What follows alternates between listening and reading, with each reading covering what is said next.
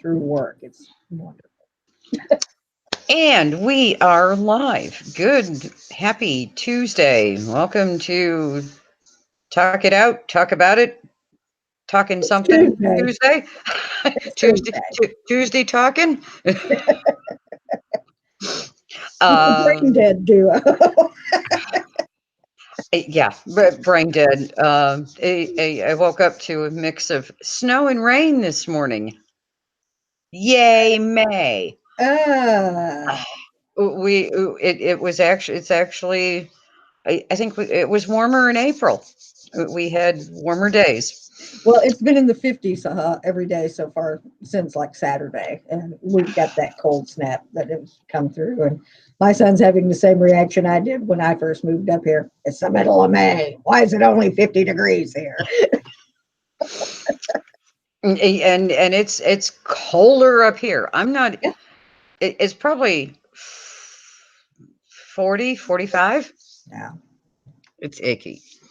Yeah. So anyway, enough of that. I kind of thought today we'd talk about craft fairs. We have a gal in the group. Her name's Pam, and she seems to be doing a ton of craft fairs. It's You like should. it's like every week she says I've got to do blah blah blah blah blah for this craft fair, and then she's like, I got to get ready for this craft fair, and I really wish she could like join us live, but I'm sure her She's schedule is. busy getting ready for a craft fair. Yeah, I'm sure her schedule is crazy.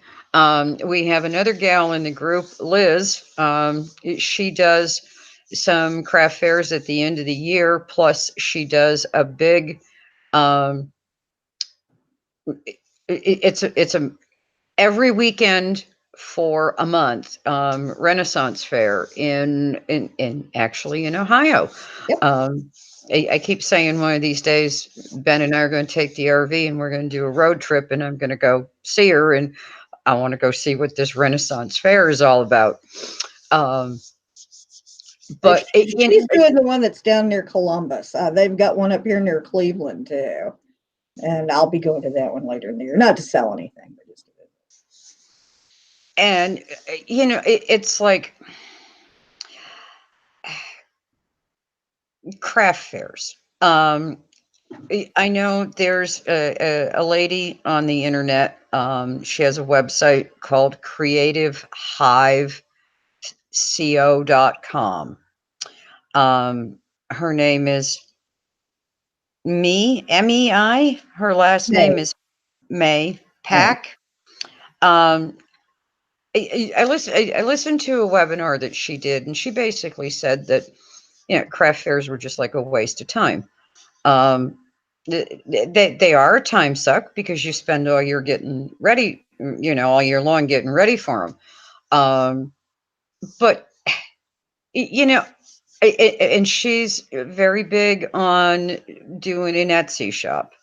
Um, but she also offers a lot of things that are geared towards Etsy shop owners. So maybe that could be some of it. My feeling on craft fairs is probably, especially with all of these new sales tax laws, um, I would much rather just take my chances at a local craft fair where I know I only have to deal with one sales tax, which is my Vermont sales tax. Um, but the craft fairs are like anything else. There's the good, the bad, and the ugly. Um, the really good ones are the juried shows, and they are going to insist that you be a proper business. They're going to want your state tax ID number. If you have an EIN, they're going to want that. You have to display your sales and use tax return Permit. certificate on your table. Um, and yeah, the fees to get into them can be pretty steep. You'll Um, also likely get more money for your stuff in one of them, though, I, too. Exactly. Um, and yes, it's a lot of work, and you got to be really organized because you're packing up everything that you have, you're putting it in your vehicle, and you're taking it somewhere. So you can't do the, oh crap, I forgot. Well, you can, but it's going to really put a kink in your whole works. And then of course, is it outside? Is it inside? If it's outside, you need a tent. Mhm. Um, Now, tent is a display expense. Okay, it's not a cost of goods sold because it's not anything that's going into the products that you're making, but it's a display expense. Um, I Would you it, put that in your advertising in your? No, I literally for my own personal books, I have a category called display expense, Hmm. and I bought a tent that went there. Um, I made a banner. I didn't go have one made. I made my own. I bought fabric and I did this nice little fabric banner. And I put all the materials costs to display expense because that's what it was. Advertising, you could put it there, but I saved the advertising category for things that are truly advertising. Like if I were to put an ad in the local newspaper saying, I have handcraft items, blah, blah, blah, and I paid $25 for the ad in the local paper, that would be advertising. If I spent money on a Google ad, I would that's advertising. I try and keep things very broken out Yeah. because I want to be able to just look at that and know, okay, advertising. That's I spent X amount of dollars to boost an Instagram post, or I spent X amount of dollars to boost a Facebook post, um, or I spent X amount of dollars to run this Google ad. I want to keep advertising as advertising. Yeah. Um, but that's me. I mean, it wouldn't be wrong to put that under advertising. It's just, you got a $200 tent, and all of a sudden you're looking at your advertising costs for the year and it's like, holy crap, I spent a lot of money. Yeah. Yeah, it would certainly, if you're budgeting for something like that, it would take a bite out of that budget too. So Yeah. So when I did my chart of accounts, I literally have a display expense. Um, I also have a photography display expense. So if I were to hire a photographer to come and take pictures of my handmade items, that would go there. Um, you know, if I went and bought a light box, that would go there. Um, I try and make things detailed enough that I know where my money's going. yeah, But on the flip side, I don't want an account for tent purchase or banner purchase or yeah, a light box purchase. I mean that's overkill, and that's just going to make your bookkeeping tasks even more more difficult. Yeah, um it's just keep bucket categories. um and be consistent about using them. Sorry, I'm sitting here freezing. um, and craft fairs, it's kind of like if you were to do a lot of them, I would probably want to be able to classify my income and expenses by venue. Okay, so by venue, I mean for each craft fair. Um, that way, if I had to go out and uh, let's say I did the huge oops and um, left, oh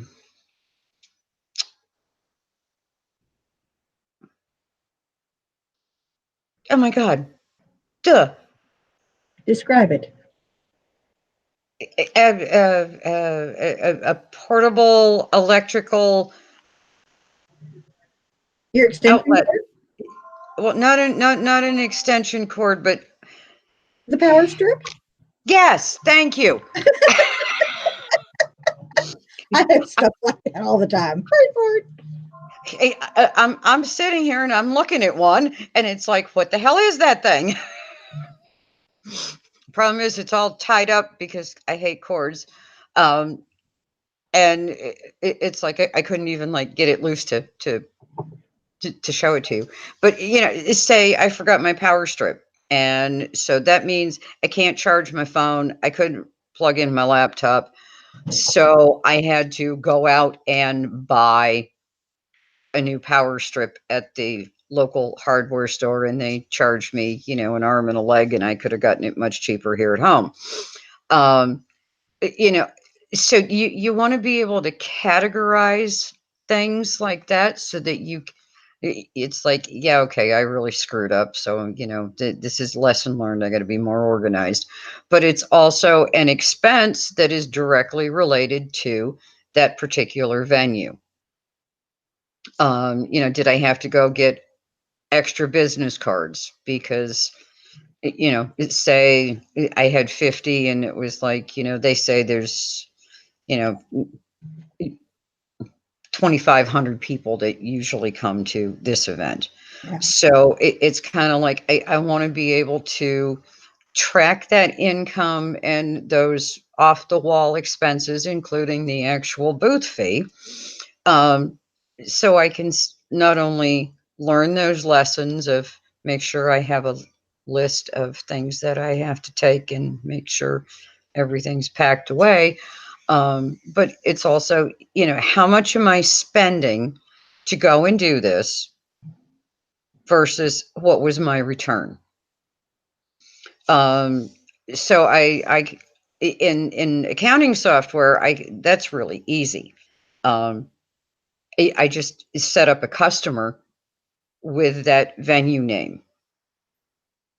And as I go and do the craft fair booth expense, I can tag it against that venue. And then I can turn around and I can go back and I can run a profit and loss by customer, and I can see all the things that were tagged against that particular venue. And when it comes to the income side, because I am using that single customer to record my invoices, even though each individual invoice would have that person's name, through PayPal charge or, cash customer, I can track all of the income associated with that without having, 100 names, in my accounting software. So, accounting for craft fairs can be kind of tricky. Um, and then some people just don't care. It's like, okay, I spent the money, I went there, yeah, I made some sales. Did I break even? Yeah, you know, and it's probably a lot of us probably have that mentality when we're first starting out. Um, You know, yeah, oh, yeah, oh, yeah, yay, I sold $50, you know, or I made $50 above the cost of the booth, you know.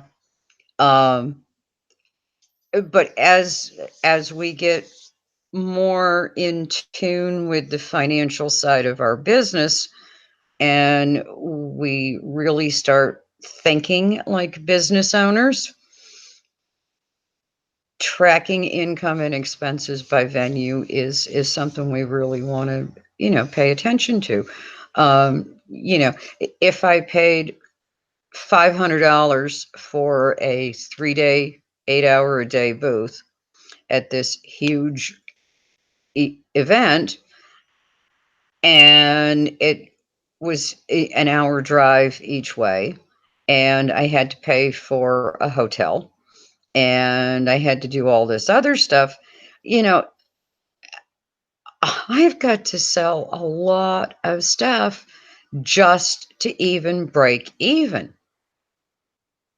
And, if we're not breaking even at the end of the day, that venue probably isn't the right place for us. Yeah. You know, and okay, so fine. So now you're going out to a live in-person craft fair and you're handing out your business cards, and maybe you also have an Etsy shop, or you have your shop on your own website. If you stick in a "how did you find us" in the order page, and somebody says, well, I found you from XYZ craft fair, you can see if, okay, so maybe I didn't sell that much in person, but I'm getting business from people who were there. Yeah.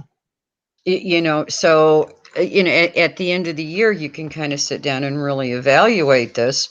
Um,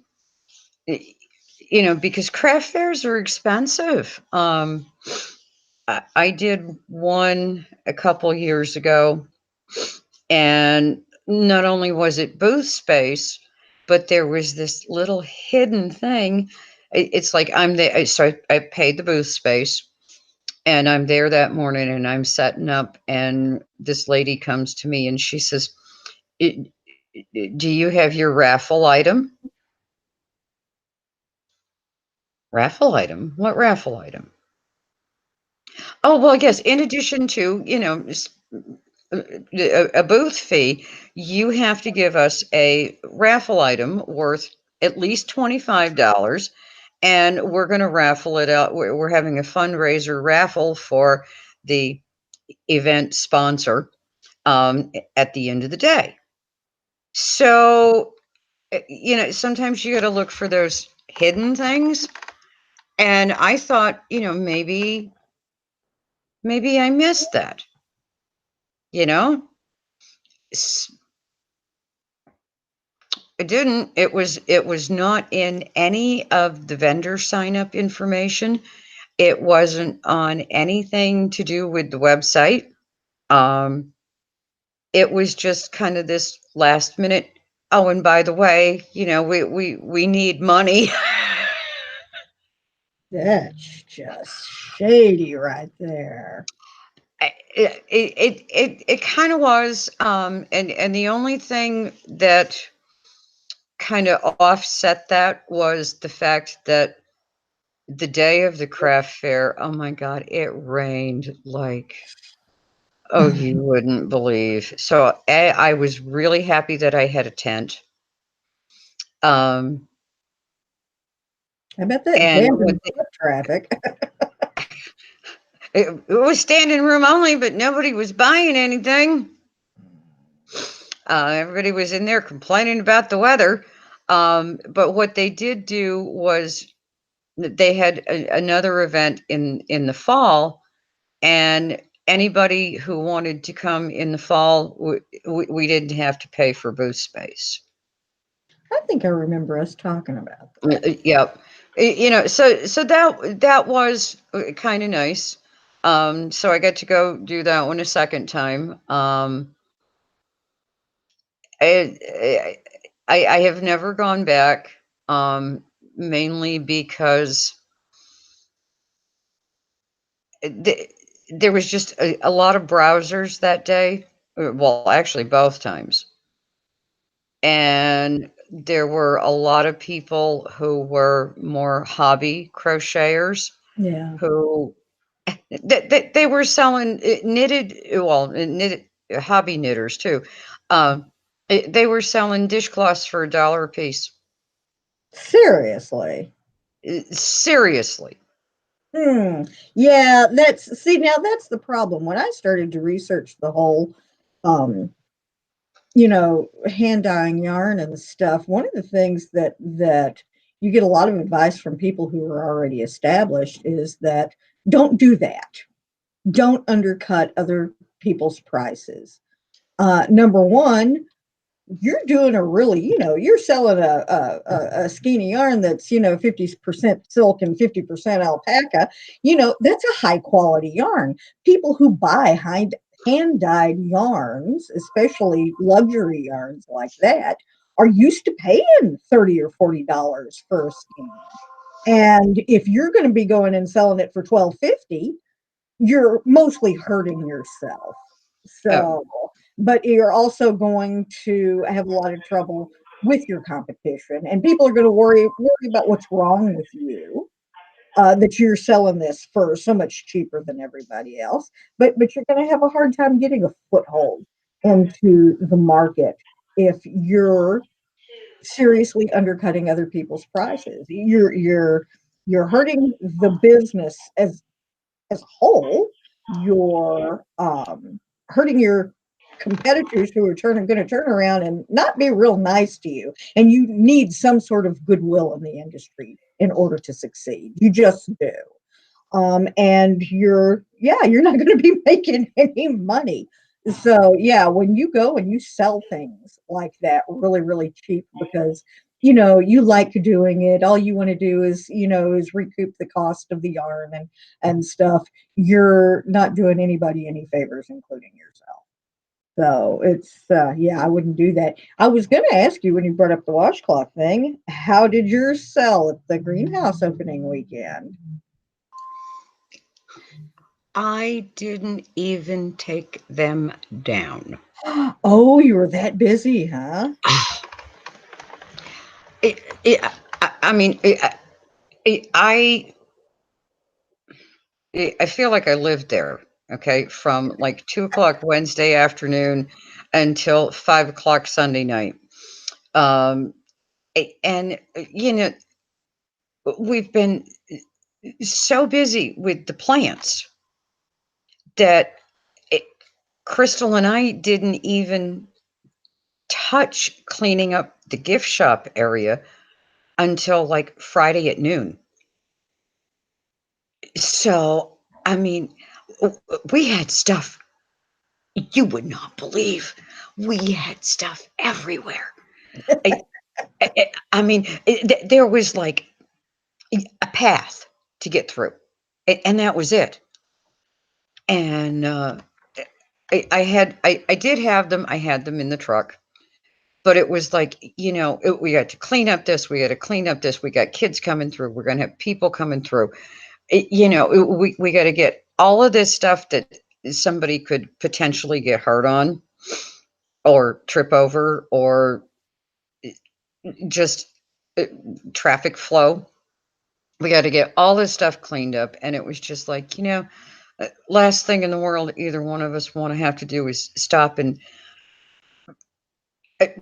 try and make something pretty. I can understand that. I can It was clean, throw away, put under cupboards, hide out in the back in this big plastic um, cabinet that's out there, and it was just like, Are you going to wait until the Christmas season and wreath season to try and sell it?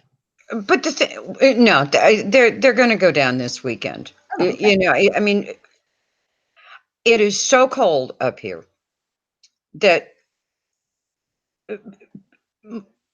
and she really had she had a really awesome opening weekend. Um, way better sales wise than last year, Oh, good. despite the fact that it was colder than bleep, bleep, bleep, bleep, bleep, bleep, bleep, bleep. It was even cold in the greenhouse. Okay. It I must worked be cloudy. all I worked all day long in the greenhouse in um, a fairly heavy flannel shirt. And by afternoon, one of the local gals from town, she happened to stop, and I said, Heidi, do you have a sweatshirt? I am freezing my ever loving you know what off. I was in the greenhouse in a sweatshirt. Oh my God. You know, that only happens in like, February, early part of March before babies arrive, and we're not keeping the heat up too high. Um, but so that there is going to be like a ton more traffic. I'll take them down this week, Thursday. Are you selling amigurumi too? Yeah, Good. yeah, Good. yeah. I'll just take them down this weekend. Because Memorial Day weekend is going to be another big, huge weekend. Yeah. Father's Day weekend. That's when everybody, believe it or not, between Memorial Day and Father's Day is when people up here plant their gardens. Well, we general rule of thumb down here in Ohio is unless you've got a really hardy cold weather crop, peas, things like that, do not plant before Mother's Day because that's when the threat of a hard freeze is pretty much over here. So, Yeah, and it's usually, well, it kind of, I know this sounds like old wives' tale type of crap, but it depends. Okay, let's say we got Memorial Day weekend, and then first week of June, you've got a full moon. If you have a full moon that first week of June, you are going to have a frost. I don't care. I mean, I have seen it happen for umpteen bazillion years. guess what, Nancy? What? You got a full moon the first week of June. Yeah. Yeah. And I mean, I kind of luck out because most of my stuff these days is in my greenhouse. Um, Ben put in peas the other day. Um, I think I'm going to let the garden go fallow again this year, other than just that little strip of peas. Um, I just want, no, well, maybe I'll put some onions in too. Um, You're not going to plant 4,000 jillion tomato plants? I don't need 4,000 jillion tomato plants. I, Nancy likes peppers, tomatoes, and eggplants a lot. I, and cucumbers, And cucumbers, yes. cucumbers, and like a couple broccoli plants. Um, Ben's not big on cauliflower, but I am. A couple Brussels sprouts, lots of onions. I do lots of canning. I have lettuce, spinach, but I plant all of that around the base of my tomatoes in my big, huge raised beds. Yeah. Yeah, and then of course I have the grow boxes, and you put two tomato plants in a grow box, and normal family can have tomatoes all summer long. Um, do a couple of those, and I can make a lot of sauce. I don't know And I what. usually do. I mean, last year I think I made And last year was a light year because I was gone and I didn't want Linda, who came and house set and took care of the dog and the cat. I didn't want her to have to do a lot of gardening stuff. Sure. Um, so I think I had I had 8 total tomato plants. I had 8 pepper plants in a grow box. I had 2 eggplants in a grow box. I had cucumbers in a grow box and onions scattered around in the big raised beds. I was still making sauce first couple of weeks of in October, and my light year on sauce was something like 20 quarts, and I mean it's so thick that it just kind of like falls in a gob off the spoon. And I like I like a good thick sauce. Yeah. And boy, I'm telling you, I had that last year. Um, I don't know what I'm going to do this year. I'm no canning. I lost custody of all my canning equipment. Not that I really have room for it in my new kitchen, but yeah, it's going to be weird. yeah, you're not going to know what to do with yourself. Boy, September and October, I'm going to sit around and just twiddle my thumbs. Of course, last year I was moving and getting settled during September and October, but yeah, this year I'm just going to kind of around. Well, no tomatoes, no peppers, no peas, no anything to freeze and can and dehydrate, and it's going to be weird. I know, and the stuff that we do here at home is so much better than I know. the the the stuff that you I go buy. may break down and buy a water bath canner and some jars and buy a couple of big boxes of tomatoes from some local farmers and at least make my own tomato sauce. And probably going to end up buying. I've got tons and tons of like chicken feet and chicken backs and stuff. He gave me all that stuff. In the freezer down in the basement. Well, he didn't want to bother with chicken stock, and I'm not buying another pressure canner. That's just way too much work. But I can certainly make chicken and beef stock and freeze it. I've got room for that. So, Oh yeah. but yeah, because I sure as hell don't want to buy stuff from the grocery store. I got really, really, really spoiled these last 7 or 8 years. So anyway, No, I hear you. And I think that's it for this week. So if you guys have questions about craft fairs and tracking things by venue and how to classify some of the stuff that you purchase in order to go out to these craft fairs, because I mean, we got to buy tables. yep. I mean, if we got to buy a tent, we got to do display stuff. There's a whole set of expenses that go along with doing craft fairs. So, if you got questions, give a shout. Let us know what your opinion is on craft fairs. Yay, nay, um, more of a pain in the what than they're worth, or you absolutely love them and why. So until next week, you guys all have a great week. Janice, thanks for joining. Bye bye, And everybody. have a great creative week, everybody. Bye. Bye.